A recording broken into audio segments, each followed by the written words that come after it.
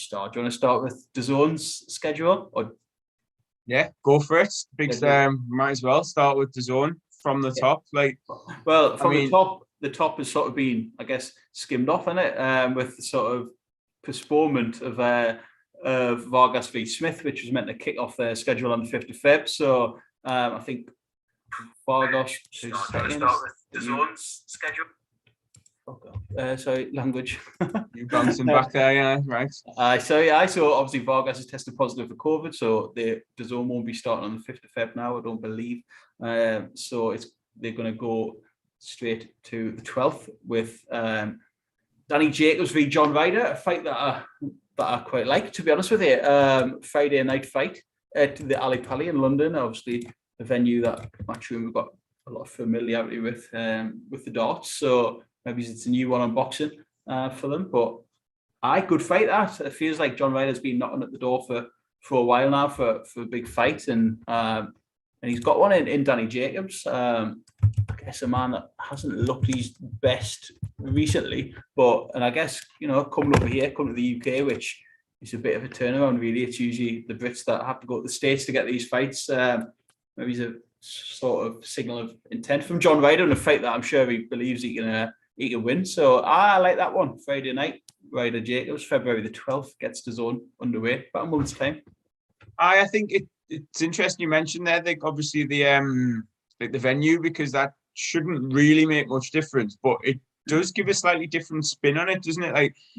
If Ryder was going out to the States to face Jacobs, you'd think, it's almost like he's going over as that opponent. It's getting Jacobs a fight to stay active and to keep busy, but he's maybe not the fighter he once was. Ryder, seemingly, I don't want to say this harshly, but he's almost living off that the Callum Smith loss, in that he gave him a really good performance and arguably in many people's eyes won that fight.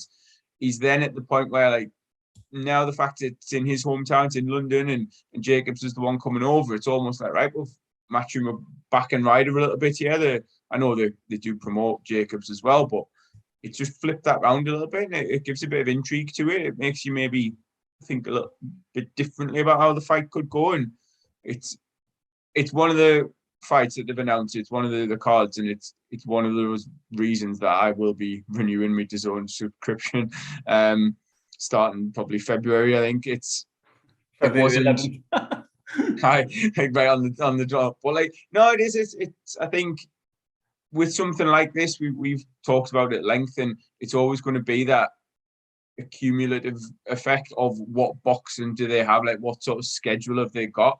It's no good just announcing one fight here and there, or one card here and there, and hoping that you're going to sign up and get involved. And you know what I mean? I think on its own, it's a good fight. I think in addition to everything else they put together, it's part of a decent looking schedule for DAZN, and it's a shame obviously with Smith and Vargas, but it is a fight that I can say, I can, it will help you sort of see where the lay of the land is in terms of the super middleweight division, and does Ryder have what it takes to get, a top level win on his record? Is Jacobs still at that top level? There's a few questions, and that's generally what I want from a main event. I want something where there's a case for it being a competitive fight and something at stake, and it's definitely got it for me. It's a good fight and one I'm looking forward to.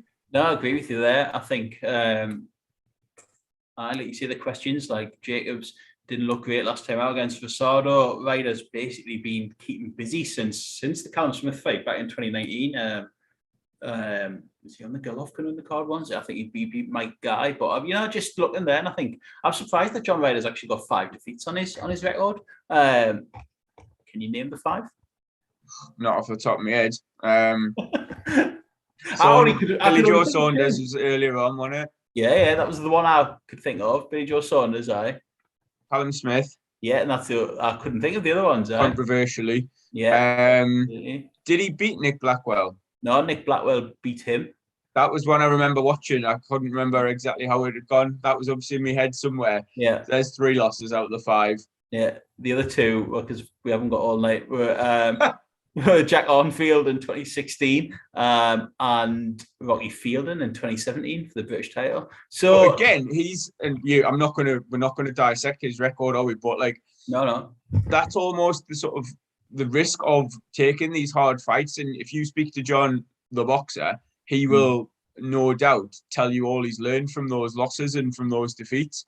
But in terms of his reputation and his profile, he's probably been a lot harder to push because he's got those defeats on his record, and that'll contribute to him maybe not generating as much interest as his ability deserves. and the same with Jacobs, 3 defeats on there. But then there was a point a few years ago where he was looking really good, like he's performed well against Golovkin and the Derevchenko fight, sort of went in there against Canelo, and never disgraced himself. But I think it's just that last fight against Rosado where he just didn't look great. And is he one of them fighters that's been through a lot and aged overnight? But as you say, who knows? And I think this fight with John Ryder now will tell us exactly, what Jacobs has got left. If you're going off sort of resumes and who they've been in with and pedigree, then Jacobs should be a winner. But I don't know. I'm not too sure, mate. I'm not too sure. Be interesting to see some odds for that one. But no, a very good fight for them. And I don't know, there's something about Friday night that I quite like. Just, don't know, a bit of a change up from Saturday. I don't know why that is. But no, 12th of Feb, that one.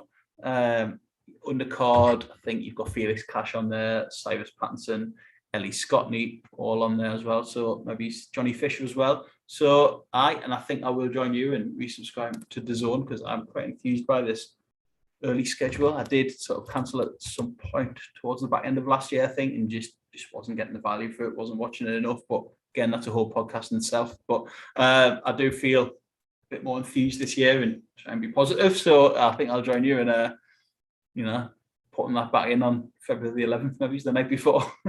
I think they have come out and fired some shots, to be honest, because there's this definite signal of intent. You know what I mean? They've clearly been working on this for a while, putting the things together. And I looked at the schedule and it was like, oh, there's a fight that week. There's a show that week. Well, I'm interested in that one. And if you're putting on like 4, 5, 6 different cards, and I'm interested in 4 of them over a couple of months, that's like I've made my mind up. I hadn't sort of formally sat and decided this, but that was enough for me to be like, oh yeah, actually, that's going to be worth me £8 a month. And absolutely, you can't argue with the value of that. I mean, obviously, some people will. They certainly will. And as long as you say, it's a whole other hour on top of it, isn't it? If we're going to talk about the value of boxing in 2022 and all the rest of it. But for me, that's going to be worth it. And hopefully, fingers crossed that majority of them happen and we get a couple of good months of really competitive boxing. No, absolutely right. We'll quickly keep going through these. We won't do everyone, but another one that stands out for me, and I know it does for you, we've just been talking about it before we came on live, was Leigh Wood versus Michael Conlon. A huge fan of both of them. Those guys personally, I think that I really, both really top fighters and good fellas as well. And that Leigh Wood is just it's another one of those stories that from time to time British boxing just throws up. These sort of Cinderella men that have been around a while, around sort of that British level, and had defeats, had some setbacks, and maybe he's got to the point where we're going to chuck it in. I'm thinking names along like Maxie Hughes, Jason Cunningham, do you know what I mean? And he's another one of that old school British lot, who've been around a long time, and he's took his big chance when it was in front of him, and he beat Kanzu, and look at him now, you know what I mean? He's headlining on DAZN. He's a form of a world title. We'll not get into that because again, haven't got all night. And he's fighting Mick Conlon, another fighter who's a supremely talented fighter, and someone we've had on this podcast before. And I think that'll make for a cracking fight. I think it's long since been in the works, and it's nice to have a date on that one now. And it should be a cracking night, cracking atmosphere as well, because these Belfast fans travel, don't they? We've experienced that before with Frampton, so that should be a hell of a night, that one. Yeah, I 100% agree with everything you said. We're rattling through these, but I think with that one, there's again those question marks are there of who's going to have the advantages going in. Like, where is that fight going to be won and lost? There is a genuine case for both men, and I talked about it earlier. I'll talk about it till the cows come home. Like a competitive main event, at that high level, you can't ask for more than that. And from your regular boxing content, as long as this is maintained and it becomes a regular thing, got no issue with that. And again, you hinted at the label of the WBA title, the regular title, whatever one version it is. There's politics at play there, as they always seem to be in boxing. But for those two, it's, you know, a genuine world title fight. It's a competitive, tough fight for both men. You can make a case, especially after his recent performance, that Lee would be too big, too strong, have too much power.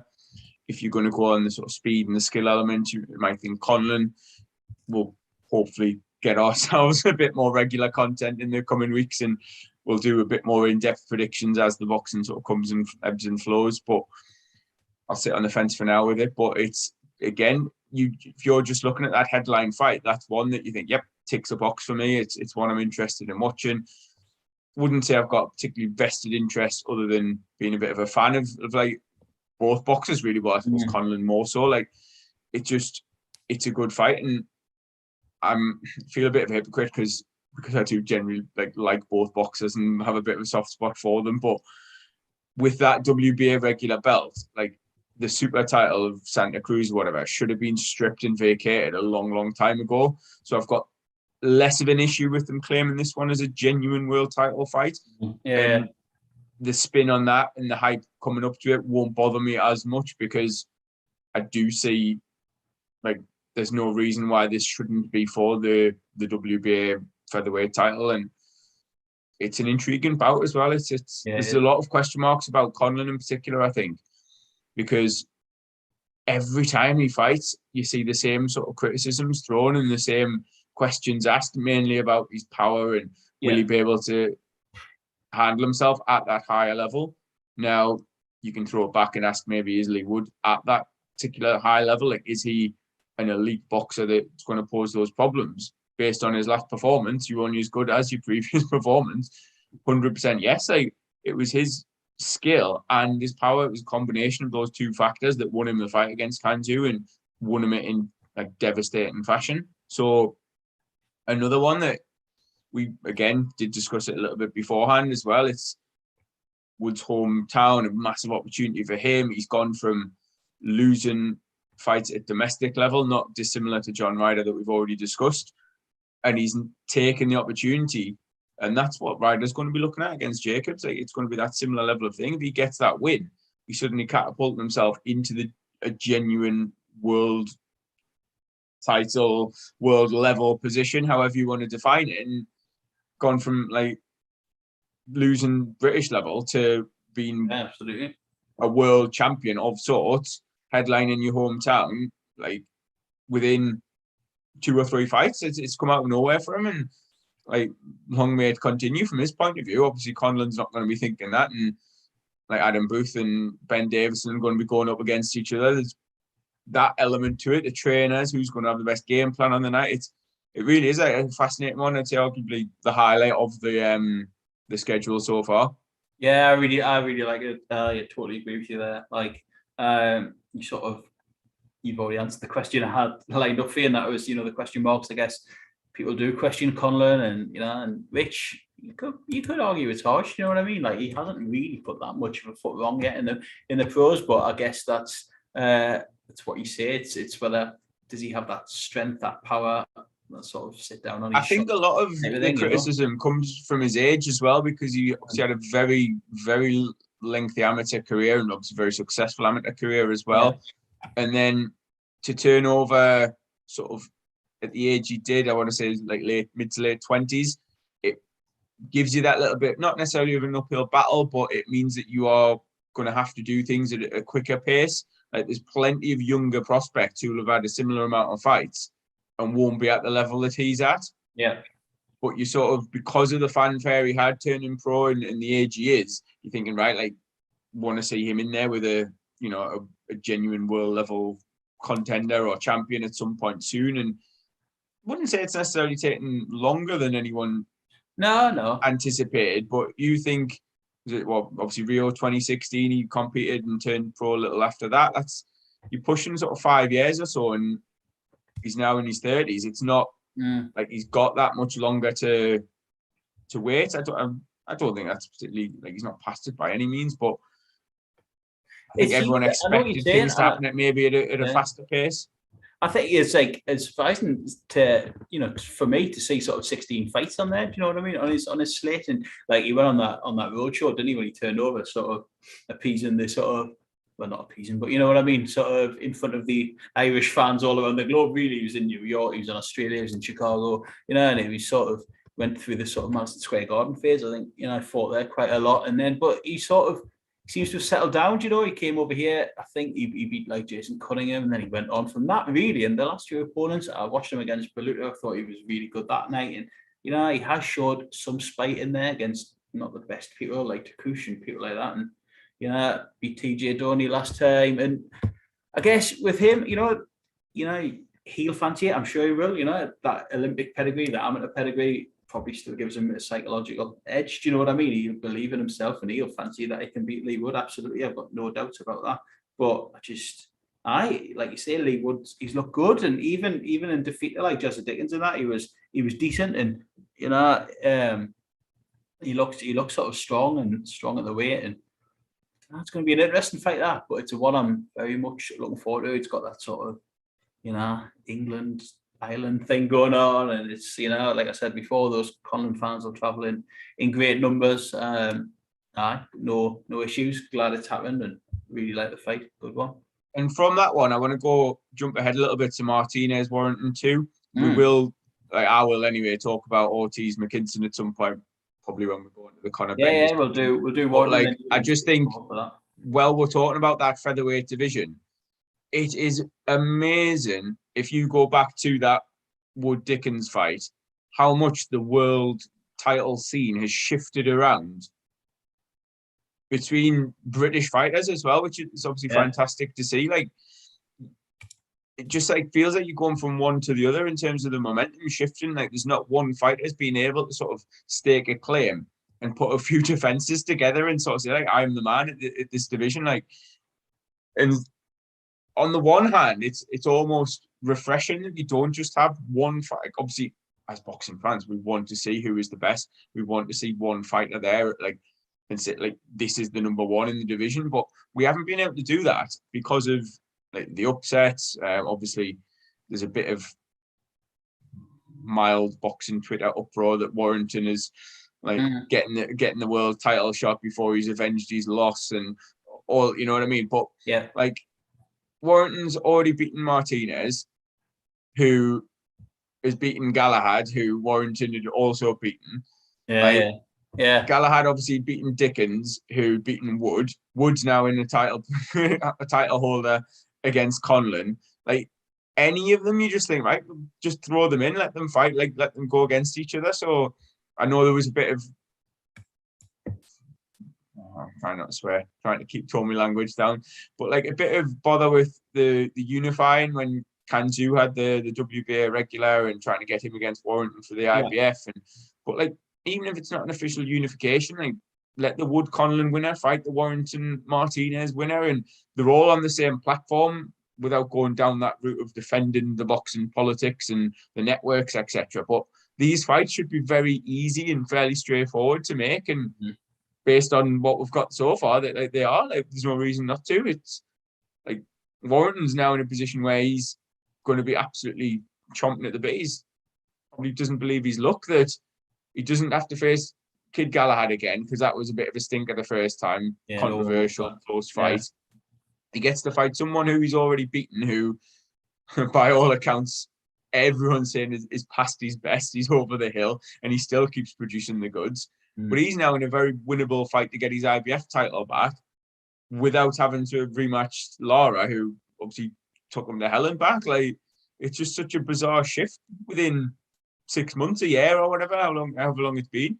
No, it is, and I think, like you say, it was probably, a pretty easy one for them to make. This one, Martinez wanted to. Do you know what I mean? Martinez is in such a mad position now for that was one of the upsets in the knockouts of last year. It was incredible, really. And look at him now; he's he's amazing. Kiko Martinez, world champion, and 2022. It's just mad. But I get there's some uproar about it, and you think Warrington's coming off a heavy defeat, then sort of stopped draw, and then going straight back into it. And I guess it will leave a sour taste for a lot of people. And Lara was a fighter that I was, I really enjoyed watching him, and he was class that night. He beat Warrington, and I hope it's not the end that we hear of him. Do you know what I mean? Like, I hope he goes on to something good as well, and or does it next. Do you know what I mean? At least give him the shot that he probably definitely still deserves. But I guess that's the nature of the business, in it, and the power that they've got. So it's Warrington Martinez 2, March 26th. I'm going to do it again. I'll probably write Martinez off, just if it could be foolish, because I haven't seen much from Warrington in the last 2 fights. But you just think, God, should be, if he's got anything left about him, should he be beating Martinez in 2022? He'd have to say yes. You know what I mean? In front of his own fans, first direct arena, he'll be bouncing. It's an interesting one. It's probably last chance saloon for him. Do you know what I mean? Warrington, he has to win it. Really has to win it. If he loses this, or then that's 3 fights without a win, and it's not looking good, is he? But win it, and he's right back there. He's world champion. He's right back in the mix. So another, like you keep saying, fight with plenty of question marks about it. Really, and that's again like coming back to that, reiterating that same point. But I think it deserves to be reiterated, because Matchroom have done it very, very well, and obviously with DAZN here, like, you're looking through that schedule, and there was, well, Vargas Smith obviously not anymore, but like counting quickly, there's like 6 competitive main events, and like we obviously haven't even mentioned like Estrada, Chocolatito, and like we'll get on to Ortiz, Mckinson, like, but Lawrence Okoli fighting as well. Like, that to me is using their stable very, very well. Now, the issue might come with filling the undercards and padding out those as events and trying, you know what I mean? But like, that's not my concern. If I'm sitting in for a night of boxing, those main events alone are worth the equivalent of a couple of quid each, because like for your £8, they're all within the next couple of months. Yeah, absolutely. It's almost once a week, and like if I'm paying for some sort of service or whatever, that's like I dare say the minimum that like I expect or want. But like, I have no issue with that whatsoever. I think when they have a problem is when it gets a little bit leaner, and you're looking at those fighters, will they all be out 3 or 4 times a year? Like, obviously not. They won't be. That's the reality of it. So when we get through February, March, see what they produce for April, May, and obviously the cycle continues again. I think, at the start of the year, when you've got a clean slate and you're releasing your schedule like that, it's sort of, you can only really do that sort of once a year. You know what I mean? Once you get into the cycle and things are flowing week to week, it's something else gets announced, then that gets, but at the start, it feels almost like a fight camp announcement. You know what I mean? Like, this is what I've got. This is what I know set in stone, and this is what's happening. Whereas like, when we're in the March, April, things will just keep getting drip fed out. You know what I mean? This is me stall. This is what's happening. This is set out. So like, get your head around it all type of thing, like we sort of did with Fight Camp on the podcast last year and that. And so it's decent. And like you say, we haven't even touched on like a Conlan that yet. Do you want to take the floor for the Mckinson fight? Yeah, I can do. And I think I'm going to link it to obviously the Conor Benn sort of rumours, and it hasn't actually been announced, has it? There's nothing formal confirmed about Robert Guerrero yet, but hasn't, no. I'm going to link it a little bit to that, because in terms of Michael Mckinson, you've got a boxer who's in a very similar position to Conor Benn in some ways, obviously very different in others. But if you look at them both as sort of, I'm going to loosely sort of stream this as like world level prospects on the fringes of world level, looking to make the mark, got decent ranking with some of the sanctioning bodies. You've then got the similarity sort of end there, to be honest. But then you've got the big difference of the profile. And I think Mckinson tweeted something earlier about saying like he's now headlining in America, and he's done that off the back of selling very little tickets and struggling to sell lots of tickets. And that ultimately is why he's going off to America to face this like stateside absolute killer at welterweight in Virgil Ortiz, for anyone listening who's not aware of who he's fighting. Yeah. Another sort of unproven, admittedly, but very dangerous prospect. And then you've got Conor Benn being linked with fighting the ghost of Robert the Ghost Guerrero. Yeah. as the home fighter with almost every seemingly every advantage in his favor, and it's where the sort of inequality lies in boxing. It's not a meritocracy. You don't necessarily get what you deserve just based on what you do in the ring. It's a hell of an opportunity for Mike Mckinson, and one that I'm not going to write him off as easily as I sort of maybe previously would have done. I think if you look at it on the face of it, you've got a real sort of feared, avoided power puncher against a very light-hitting, skillful boxer. Yeah. I think, again, if we talk about these sort of questions that you ask going into a fight and in the build-up, it's basically, is he going to have or is his skill going to be enough to keep Ortiz off him for 12 rounds? Is he going to succumb to his power? Or is it that his own power, because he has dropped fighters before, he's put them down and then gone on to sort of outclass them. Is his own power a little bit underrated? And is it going to be enough, like similarly to what we're saying with Conlan Wood, like is that going to be enough to deter Ortiz and to frustrate him and pick him off? And I think you're basically looking at an Ortiz stoppage or a Mckinson win on points in terms of the fight. But once again, you've then got two undefeated fighters at a similar level, again, that sort of fringe world level, competing. Like, as a fan, I don't want any more than that in a main event. It's a legitimate main event fight.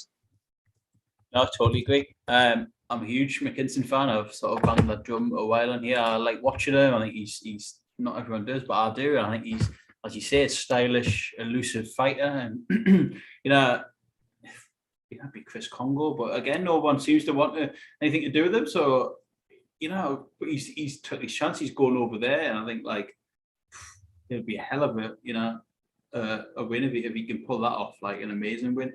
We touch on here every so often about the ratio probably isn't great for Brits going to the States and coming back with wins, but if he can do it, it's an unbelievable win and puts himself like generally right in the picture, and it'll be a huge win. Again, you can sort of be fooled, I guess, by looking at the record, and well, people will argue two stoppage wins from 21 fights. You know what I mean?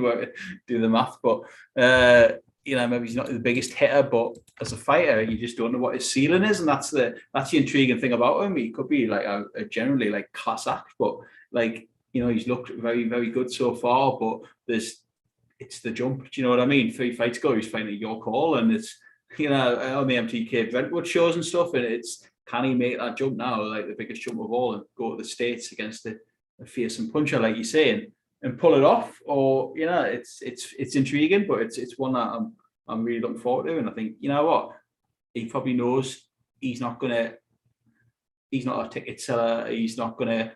No one's wanted to take him to Portsmouth. Do you know what I mean? No one's talked about Fratton Park and this and that, and that, you know what I mean. Like, I'm sure he's got his loyal fans, and of course he will have. But he's realised this is where his chance is, and he's rolling the dice and he's going for it. He gets beat, he comes back over here and he's got fights again, like he did against Chris Congo, and that we touch on it pretty every other podcast we do about that stacked division in this country. So, but good on him, rolling that dice. This is the thing, though. This is the sort of fight that will elevate a boxer above domestic level. Like, if he goes in there and performs well, as unproven as Ortiz is, but if he goes in there and shocks him and gets the win, like, he's catapulted. Like, I know he's very highly ranked with the WBO anyway, but he then catapults himself into that position where he's knocking very loudly and very firmly on the door of a world title shot. Now, as you go up in the division, the world titles, like, they are tied up. Obviously, you've got Terence Crawford, Errol Spence, you've got Ugas as well, who's just coming off the win over Pacquiao. Like, I don't see anyone outside of Spence and Crawford beating either Spence or Crawford. I think they'd both beat Ugas. I know that's talked about. Errol Spence potentially unifying with him. If the belts are all tied up between Spence and Crawford, then it's going to be a bit of a waiting game for everybody else, unless they want to take that risk. And like, they may well do. Like, obviously, we just said, Mckinson's taking a hell of a risk going over and fighting Ortiz. But you then got like the similarity, as I say, between Conor Benn. You'll have all these sort of fringe WBA international title holders, WBO, IBF, whatever, all the different sanctioning bodies. These guys and these prospects sort of getting into the high teens, early 20s level of fights, and suddenly thinking, oh, well, there's not really anywhere for me to go. Like, if you go back all the way to Mikel Brook, like, how many title eliminators did he have just sort of ticking over and waiting for these IBF shot? And obviously there was cancellations, postponements and stuff, but it seemed like literally years that he was due a world title shot. And I think we might see something similar here. I think if Ortiz does win, then, like you said, there's not going to be any shortage of opponents for Mckinson, but it's how he performs. And if he goes over and loses like a close competitive fight, suddenly he's not necessarily in the same position of being as attractive as you know. I'm not going to be able to take his I'm not going to be able to be the one who's ended his undefeated start to the career and all the rest of it. But you'll still be a problem, as his nickname suggests, and hopefully he does well financially out of it, and he just come back and get the fights. He's not coming back into sort of the abyss and being avoided. And hopefully, again, like from a promotional side of view, Matchroom do have a long-term sort of viewpoint to him and where they're going to get him and where they're going to position him. Because the cynic in me suggests that this is sort of being done, not maybe with the sole purpose of guiding him away from Conor Benn, but there's at least an element of that, because he's one of a few domestic level fighters, and I say that just basically being based in Britain. I'm not saying that in terms of where he's fighting or like what level he's at in the ring, but like you look at Josh Kelly, Chris Kongo, Mckinson, Avanesian gets thrown in there as well, like being sort of linked to the UK.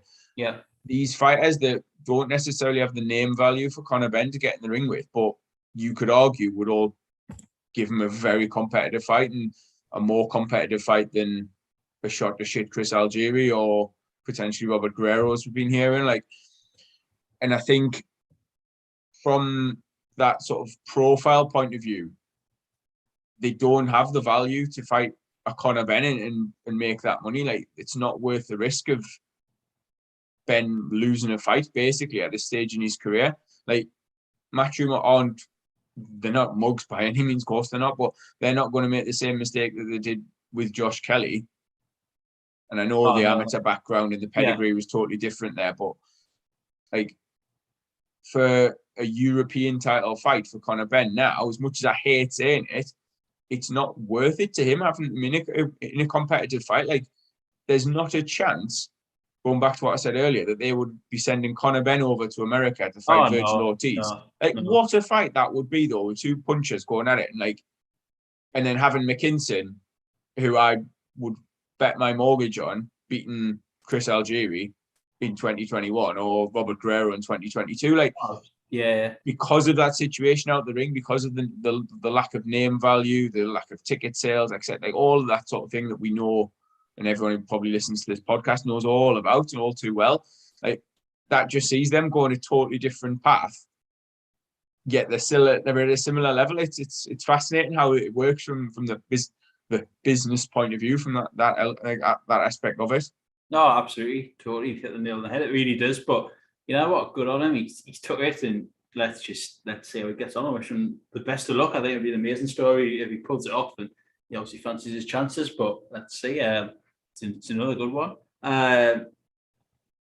What else should we move on to Sky? Or do you want to give a little mention to Okoli? He's on there as well. He's on the schedule along with Okoli. We'll briefly look at that one, then we'll move on quickly we'll have a look at boxers and Sky Sports' upcoming schedule. Lawrence Corley is on there. The O2 on what day is he on? 27th of Feb, end of the month. Takes on. Yeah, again, that's what I mean. It's jam packed, to be honest. At the beginning, like, if you've got 3 out of 4 weeks each month we're boxing on, you can't knock that. And again, it's not quite at what I would sort of, if you think back maybe 5 years ago when like the UK had, was it 13 or 14 world champions across all the different divisions and that. Yeah. It's not really anywhere near that in terms of the number of belts we've got. But like, you've got a Coley there as a headliner, and is a legitimate world champion. Like, you've got nothing there where, like, again, obviously, I'm not going to claim to know anything really about his opponent and stuff, but like, if he's going to be fairly active, he fights 2 or 3, like 3 times this year, you don't mind these sort of routine defenses. Like, I know they've made talk about Bradis and stuff, and like, if that fight happens next, for example, in the summer or later in the year, like, I can hear Eddie Hearn's voice in my head saying, like, oh, you know, I've got world championship boxing across 3 different weeks or whatever it might be. Like, it's a perfect selling point. It's a great little, and I don't want to say filler in terms of like disparagingly, but or disrespectfully, but it's a great little filler event. It's like, if as I say, as part of the overall package, I don't mind parting with my cash for that and looking forward to it. No, great. I don't know much about his opponent either. Mikhail Cieslak. Should have probably tried this before it came on. Cieslak. Anyway, got 1 defeat on his record, and that's against Makabu, Polish fella. Again, don't want to seem like I'm disrespecting him by brushing over him, but it's a fight that, you know, just solely judging off his defeat to Makabu, that you would expect a Coley to win. I'm sure there's probably people that have seen him a lot more than me. So if anyone has seen him, you know, give us a shout. You know, do you expect him to give a Coley some problems? Do you not? Is it another Coley sort of walk over job? Who knows, Coley? I'm a fan, to be honest with you. I think he's improved it so much, and I think some things in life, in boxing, you can be guilty of, you know, keeping a fighter's performance in your head for a long time. And sort of, I did it with Conor Benn and Cedric Payno. Do you know what I mean? It always comes back up there. And a Coley for a long time, it used to be the Matty Askin fight, you know, the bloody dreadful fight. But you know, since he's moved trainers, he's went with McGuigan. He's looking a lot better than he was. He's like a lot sort of better on his feet, planting his feet better, you know, using that power and stuff. So it's a fighter that I enjoy watching at the minute. He's got some brutal knockouts on there, 14 from 17. So as you say, these people need fights, and it's part of the game, isn't it? Yeah, and I think defenses, mandatories, etc. So yeah, I think he's changed trainers, as you mentioned, but I think he's probably learned a bit from those scrappy, dull fights. I know you mentioned Askin there. I didn't know if you mentioned the Isaac Chamberlain one as well. And it's almost like because of the attention that these prospects get, especially the Matchroom stable, you've almost got to be flawless every step of the way. And that's not realistic. Like, that's not going to happen.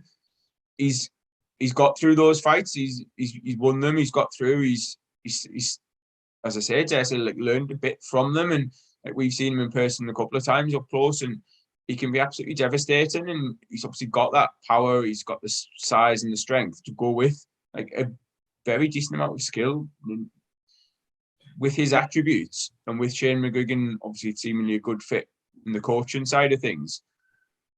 He's in a fantastic position. It's an underrated division. It's one where you've got a lot of these sort of, it just tends to be historically like these Eastern Europeans that produce the goods at the top end, and obviously we've had the 2 seasons of the WBSS Super Series. For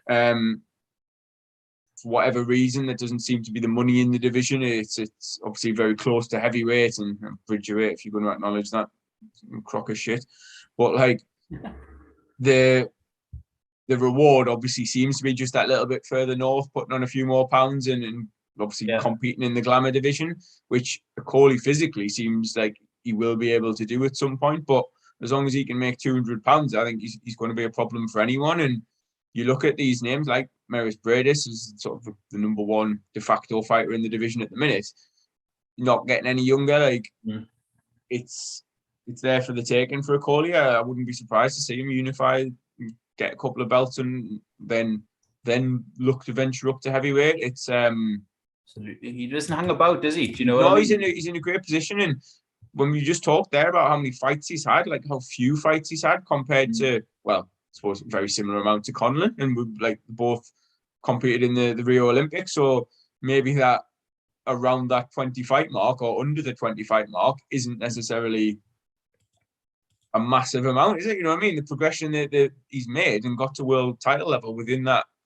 little run, picking up British, Commonwealth, European titles along the way, Yeah. Like, yeah, so he's had a couple of boring fights. Like, so what? Like, that's going to be the very least of his concerns at the minute, isn't it? Like, I think anyone, like you say, who's done it that traditional route, always gets a nod of respect in it. You know what I mean? You said that to any of the Olympics, any of the Olympians from 2016. Oh, By the start of yeah. 2022, you'll have won all these belts. You'll be undefeated. You'll be headlining shows. You'll have be world champion. Like, every single one of them deals on that. Like, you can't ask for more from them, the big man. All before the age of 30. It's not bad, is it? Jesus Christ, makes you think, doesn't it? Did he used to work at McDonald's?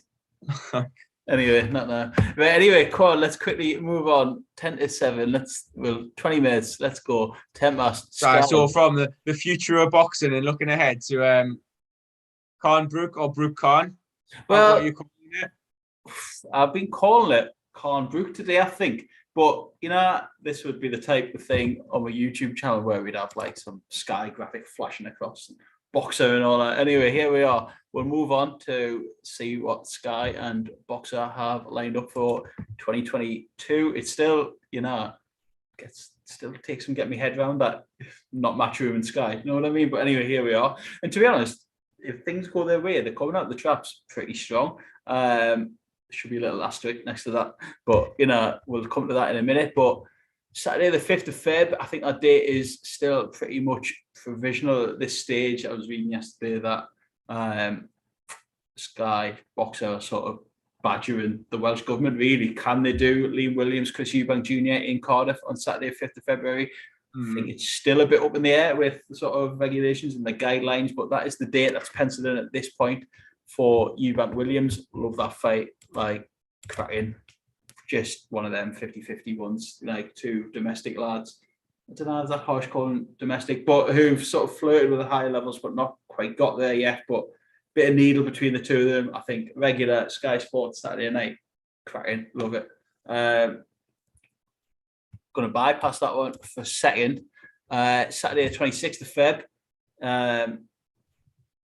The long awaited unification. Well, I say unification, but not unification at all. Josh Taylor putting all of his belts on the line. Great spin on that one. Yeah, not you know what I mean. Putting all his belts on the line against Jack Catterall, who seems to have been mandatory for about 5 years. It got delayed from the back end of last year and has now landed on the Saturday, 26th of Feb. Both huge fans of Josh Taylor. That's in Glasgow. That'll be absolutely bouncing. I'm chuffed that he's having this sort of homecoming fight, big night in Scotland. Catterall, never always been my cup of tea, to be honest. Served his time, waited a bit more, and now he's finally got his big chance. But to me, you're gonna have to be a special performance to dethrone Josh Taylor in Scotland. But again, it's got that Scotland and England thing about it. It'll be a slow burner maybe, but by the time it gets here, I think it'll be one that I'll be up for definitely. But huge fan of Josh Taylor. If he's on my telly on a regular Saturday night, then I'm buzzing. Do you know what I mean? And Catterall, I just think it's a step too far. I can't see him do it. I think I can't see anything but a convincing Taylor win on that one. Anyway, that's sandwiched in the middle of those two is the Battle of the Old Timers 2022. It's finally happening. Some would say 10 years too late. Some would say 5 at least. Amir Khan, Kell Brook, Saturday 12th of February, Saturday 19th February, sorry, Manchester Arena, Sky Sports box office, which I keep forgetting, and that annoys us every time I realise it is. But there it is. That's what Sky coming up the blocks with. So 5th, 19th, 26th of Feb. But let's go now. Brook Khan Brook. You go for it because this could take a while. Go on. Deep breath. Honestly, when it got made, I scoffed and I was like, "What?" No, you're warming to it. Go on. No, right. And it's like, for me, it was a case of it's just too late. Like, it's too little, too late. And then I'm like, is that little bit better than nothing? Is it a case of too little, too late, or is it better late than never? And when you've just sort of knocked me back a little bit, knocked me off my stride, and the fact that it's pay-per-view, it's I always try and judge a pay-per-view ahead of time, because that's when you've got to pay your money. You can't judge it in hindsight and say, oh, I wish I'd paid for that, or I wish I didn't pay for that. Like, you look at it and you think, like, and as a bigger fan of Khan and Brook as I've been, like, I don't think I can justify like saying like it's a good fight or it's a relevant fight. I think like both of them are well beyond their best. It's probably the only fight for both men that where we will potentially see anything close to their best, because the dislike in the needle is genuine. They will hate the thought of losing to each other. Like, that will go on until they're in the 50s or 60s. Like, I think we've seen in recent outings from both of them, but like if we look at Khan, I think his heart's there, his desire's there. He's just not the boxer he once was. Like, he's always been susceptible to a shot. He's always been wobbled by varying fighters from the likes of Willie Limond up to Marcus Maidana. Like, they've had him in bother. So that's not necessarily anything new from him. It's just the accumulation of punches over the years and the accumulation of hard, clean punches over the years. That's always going to be a big question mark around Amir Khan, and his chin's not going to have improved any going into this fight. Well, that's true. On the other side of it, like Kell Brook, there have been question marks over his desire, over his heart, and maybe his commitment to the sport. Like the Terence Crawford fight, and it seemed mental to think that Brook fought Crawford like as recently as he did. Oh, he didn't seem to me to be the fighter that was biting down on his gum shield and willing to dig it out. And you can label that at him, that criticism at him in all of his losses. And like, don't get me wrong, I'm not judging him by normal human standards. Like 99% of the population would not have been standing there against Gennady Golovkin or Errol Spence taking the shots that Brook did. But I'm not judging him, as I say, against 99% of the population. I'm looking at him as a world champion, or as the case may be now, former world champion boxer, someone who was at that elite level, who I've championed as much as any British boxer over the course of following the sport. Like, I've genuinely thought he was elite. Like, he could have been in the pound for pound list. He could have been doing what like the likes of Josh Taylor's doing now, a division lower. But for whatever reason, it never quite came to fruition for him. And I do think he's got genuine hatred for Amir Khan. I think, as I say, if there's any opponent in the world that's going to see him training as hard as he can and getting, like, putting himself through that pain and that torture one more time, it's this fight for both men. But even with all of that, I can't look past the fact how faded they are compared to where I once, like, the esteem in which I once held them. They're not at the best. There's the chance that this is going to be like a Bellew Hay thing. Like, will one of them absolutely like collapse and crumble in the ring? Like, yesterday's men out there, and you know, they're probably the last two standing now from that generation. Like, you know, Groves is gone and Bellew's gone, and they've all hung up their gloves, and it's them two left now. And like, as entertaining as the back and forth and the mind games and all the rest of it will be, and there is we use the word narrative way too much in boxing. There is a real storyline and a real backstory here for both of them. But to me, that still doesn't change the fact that this is largely irrelevant. Yeah, well, but it is. I was just about to say, there's nothing on the line. There's not even so much as I don't, that could be wrong, but there's not like a bloody international this or an eliminator this. It literally has the feel of an exhibition.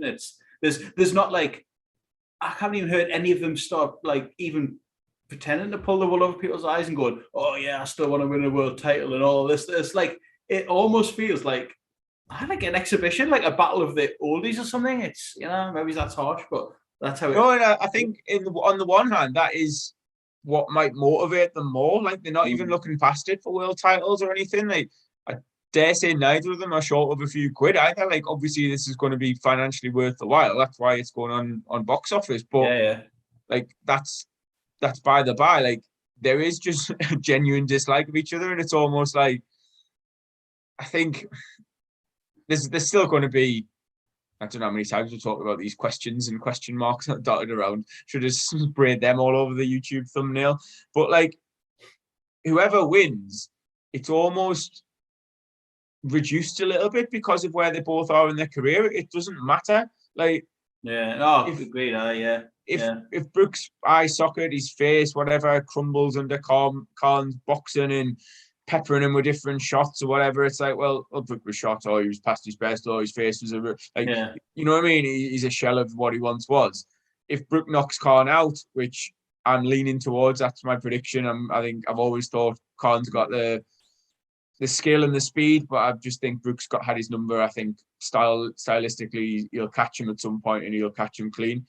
But like, even that, it's like, well, how many times has it been done before? Like, there's no, other than this personal rivalry, there's no even real glory in it for either of them. It's just the whole thing seems a bit just diluted. And payday, if Matchroom were putting this on, there would be a lot more criticism flying around, in my opinion. I think it's obviously there must be a financial thing. You know what I mean? One last payday for both of the old fellas. You know, it's the only fight. I keep saying that it's the only fight for both men that makes sense financially, like personally, however they want to view it. I don't see anything else out there. Like you were saying, like talking no world titles or stepping stone or anything. It's like, get this done, and then like retire happy, basically, for the winner, and obviously for the loser, retire because you've got nothing left to give. Like, they'll always have that option, I guess, of being someone's cannon fodder in the States, like Crawford, Brook. Do you know what I mean? Well, Canelo, and as I was saying that, the name that a name we've discussed already on the pod, if they can make it financially worthwhile for the winner of this fight, I would not be massively surprised to see them in with Conor Benn at some point. Yeah, I hear you. I think that, basically following that trajectory of his recent opponents, got us quite excited, that one. I think and it speaks volumes of just how far I believe Conor Benn has come, that I'd be picking him to beat either of Conor or Brook, because a year or two ago, not a chance in hell that even is competitive, never mind favouring Ben. But as of right now, or as of end of 2022, early 2023, Ben arguably goes in as a fairly heavy favourite. Oh, absolutely, that's it. And I think you know, the closer it gets, and what, a month and a bit away now, I think, you know, as I keep saying, I keep forgetting it's pay-per-view, and you know, Christ, no one's asking us for me money yet, but I think the closer it gets, the more scrutiny there probably will be on the undercard, and I think this could be one thing that could possibly, you know, come back to bite Boxer in the arses. Maybe it's the lack of depth in this stable. I think at the minute you've got a pro debut, Fraser Clark, you've got Brad Ray on there, and a couple of other names.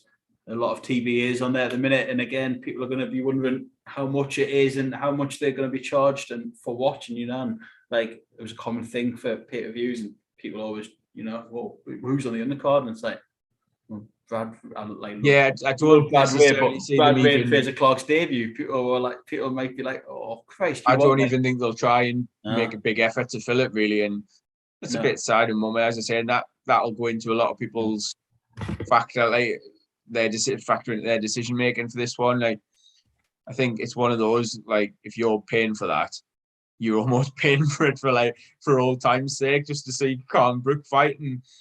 Well, that's it. I know you're right. You know, it's an interesting point you make though about the Boxer stable, because obviously they are very much in the early days of forming that and building it. And like, if you look at the sort of flip side of DAZN, I think obviously it's hard to factor this one in as a big plus, even if you're up for it, because it's pay-per-view. But if you've got like Eubank Williams on, if that one happens, for example, then you've got Taylor Catterall, normal Sky Sports, as you say. I don't think that those fights are any worse. Like, you could compare, say, Taylor Catterall to a Coley defending his world title. It's on paper, potentially routine world title defense.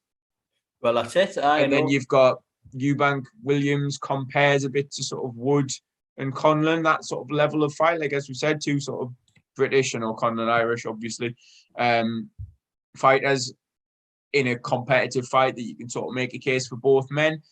There's a bit of a comparison there. But then if you were to back one of those two entities to rinse and repeat, Matchroom have got that little bit more depth, haven't they? Like, I don't know necessarily what's happening with all of their lads, but say like the Liam Smith fight that gets potentially rearranged.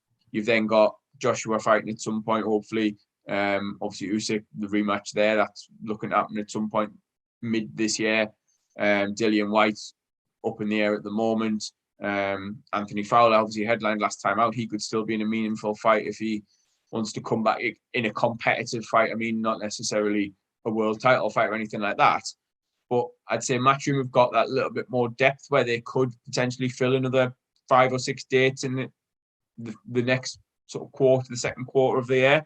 Absolutely. It's interesting that you say that, because I guess that's something we'll look at on a later pod, like another like wish list and stuff like that. But I've just went on there, went on frankwarren.com and clicked events, and there's literally nothing there. So it's like, I was almost going to say I feel bad for leaving them out, but then there's nothing announced, there's nothing to talk about, is there really? An out-of-date poster for Smith Jr. and Callum Johnson, which obviously we know is now not happening. Smith Jr. That fucking speaks volumes, doesn't it? Jeff Rod, and he's not announcing out yet, and I know he's flirting some dates out there for Fury and Avanesian, but at the minute nothing announced. But so we can't really go there. But as you say, just there's a lot of moving parts at the minute, and like Probellum are making waves as well. So it's there's a lot of boxing is just all over the place again. Like there's going to be fights basically once we're through this dry period of January. It's going to be busy on all platforms again, and I think that's the way we like it. You know what I mean? So 100%.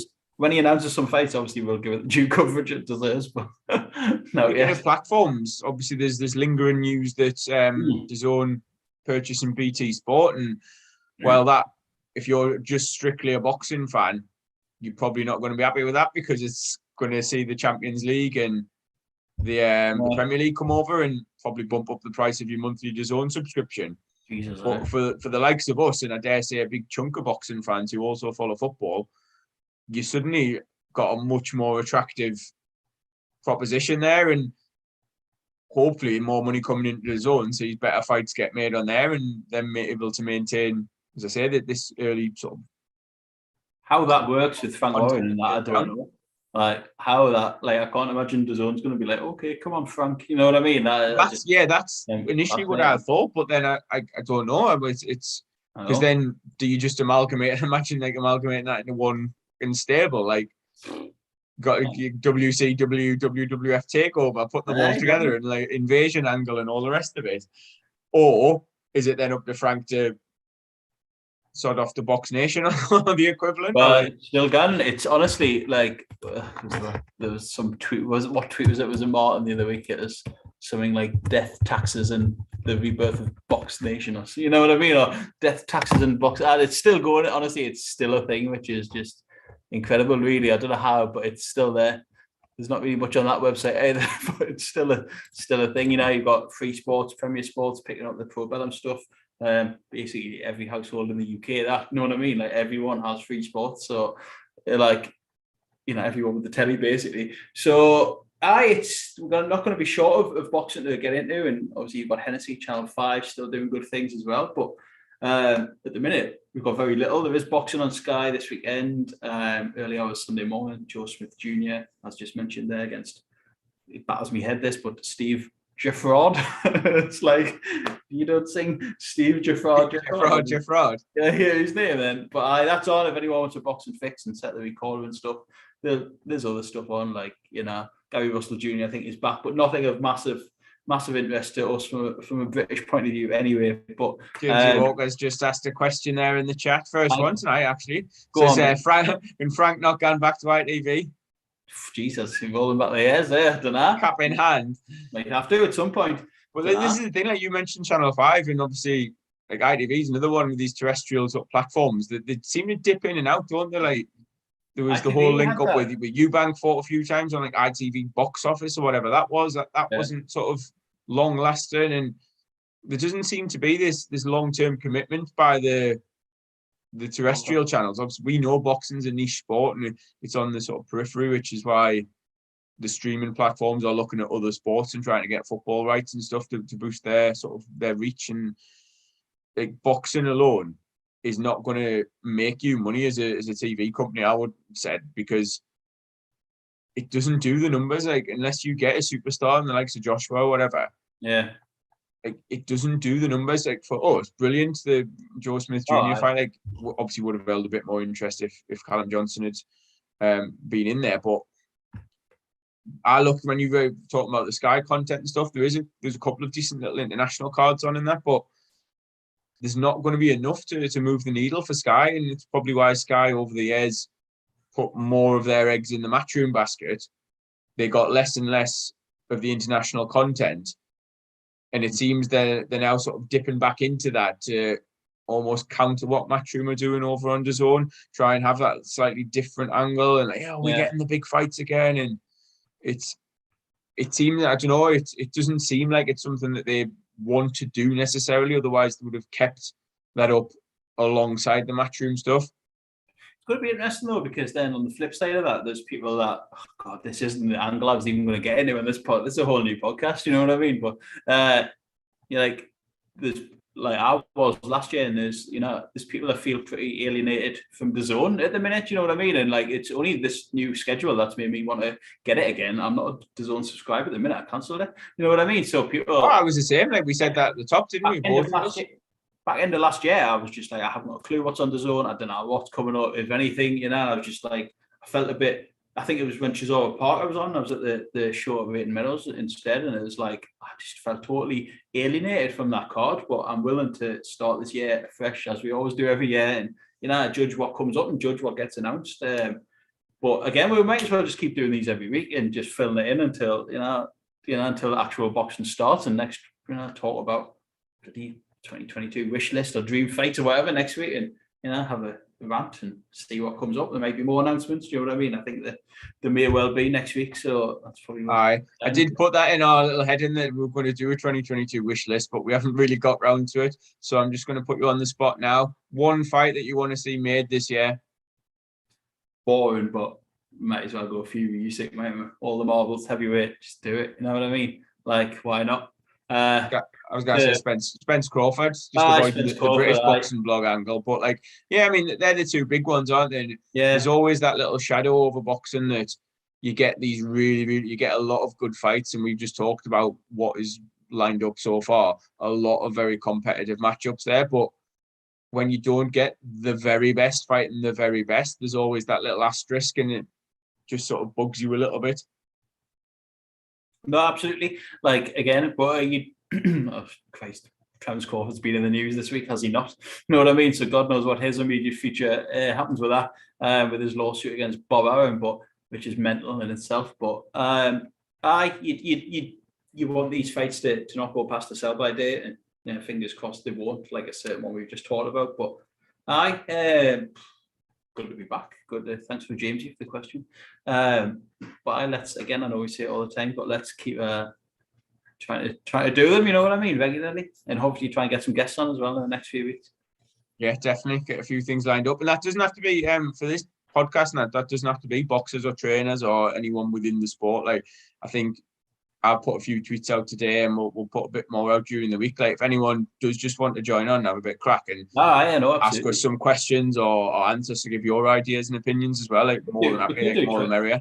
We could do Twitter Spaces for that as well. Just jump on there every so often. It was good the last one we did until the Wi-Fi crash. Yeah, I'm happy with that as well. Maybe he's post-fight. Anyway, it's 10. Yeah. Happy days. But nice one. Good to speak to you, Andrew. You too. See you later, mate. Cheers, mate. Bye-bye. Thanks. Bye-bye.